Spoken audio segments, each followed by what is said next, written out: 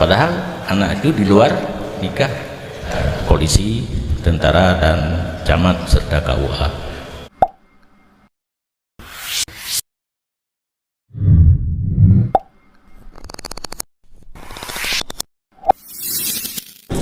Apa hukumnya nikah setelah hamil 2 bulan?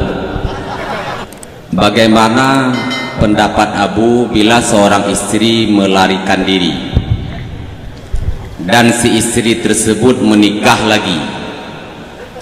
Apa yang harus dilakukan si suami yang tinggal itu? Apakah dia mentalaknya atau tidak? Tolong jawaban Abu. Saya seorang Gesi. Apakah saya bertanggung jawab atas maksiat yang dilakukan oleh warga saya ataupun tidak? Seandainya memang saya bertanggung jawab, langkah apa yang saya lakukan supaya saya terlepas tanggung jawab dengan Allah Subhanahu wa taala? Tolong penjelasan dari Abu. Terima kasih.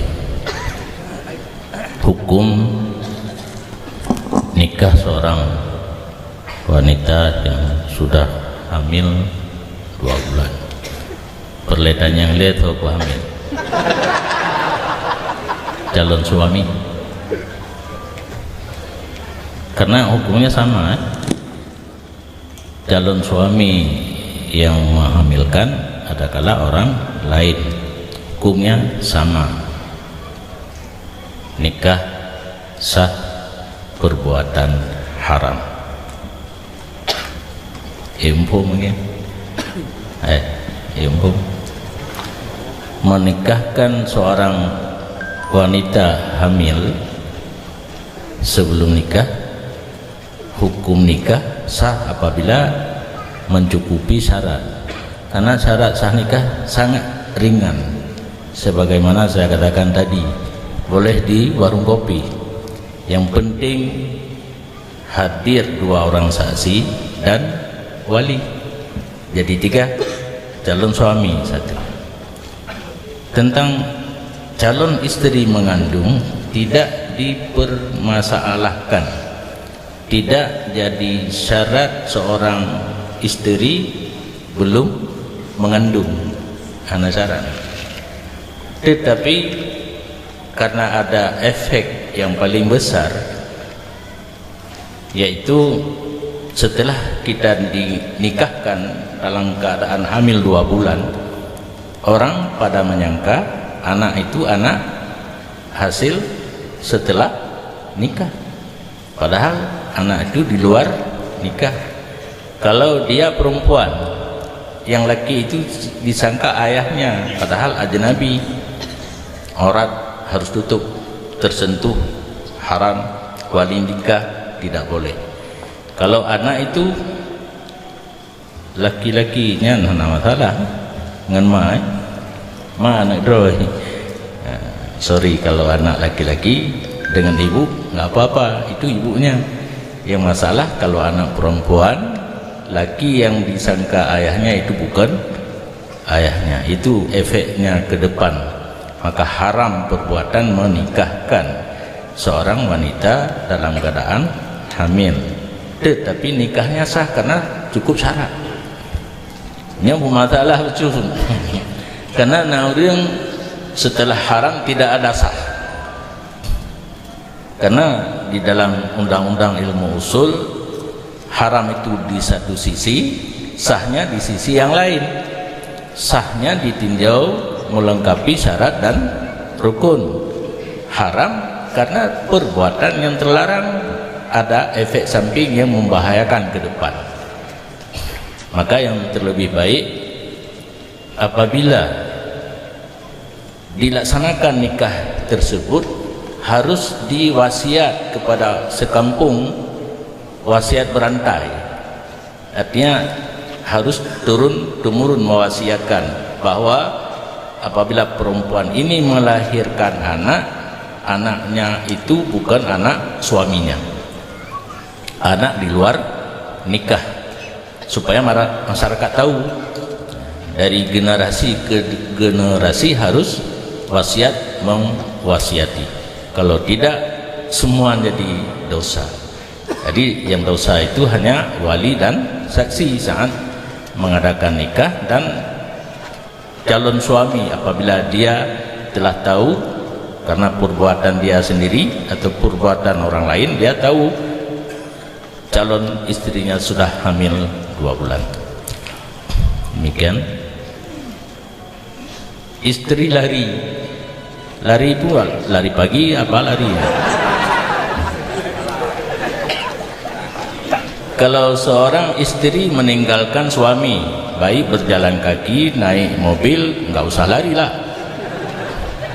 Hukumnya haram, nusyud, durhaka terhadap suami, gugur giliran. Kalau punya suami punya istri lebih dari satu, enggak ada berhak untuk giliran pulang kepada istri yang minggat dari rumah. Nusyud, gugur nafkah tidak wajib.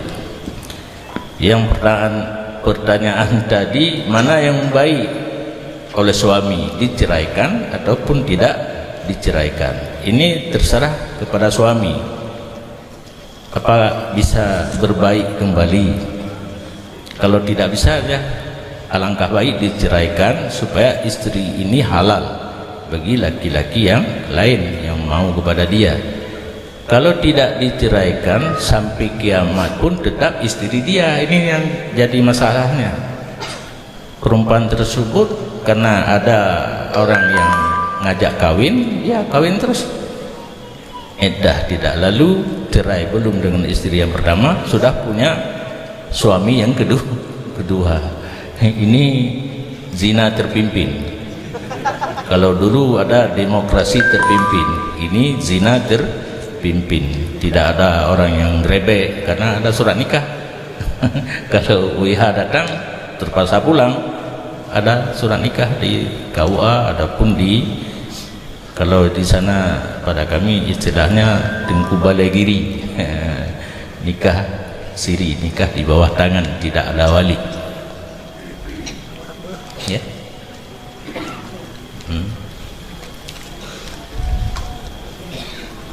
Seorang pemimpin, rakyatnya berbuat maksiat. Ini tergantung kepada kondisi pemimpin itu, membiarkan diam saja gimana. Karena seharusnya kita sebagai pemimpin di tingkat yang paling rendah, kesi, apabila rakyat kita berbuat maksiat, kita punya atasan. Kalau kesi atasannya mukim, di sini masih ada mukim, ada kan? Nah, gesi melapor kepada mukim, atasannya camat, sampai kepada camat akan rapat dengan muspika, ada kepala polisi, sektor, kapolsek, ada dan ramilnya, ada KUA-nya, berembuk bagaimana kita tangani maksiat yang ada di desa tersebut dari hasil laporan Pak Gesi. Itu sudah lepas tanggung jawab. Kalaupun tidak sanggup, digrebek, dihilangkan maksiat itu secara sendiri. Kalau Gesi punya kekuatan, di kampung itu ada 28 dan sebagainya, ada pemudanya, berhasil dihilangkan maksiat tersebut, itu alangkah baik. Kalau tidak sanggup, jalurnya yang demikian, melapor kepada atasan sudah di tingkat kecamatan, sudah ada polisi, tentara dan camat serta KUA. Itu terlepas daripada tanggung jawab. Sebaliknya, kalau Gesi diam-diam saja, nunggu giliran, kadang-kadang nunggu dapat tunjangan daripada orang yang berbuat maksiat, itu ikut berdosa.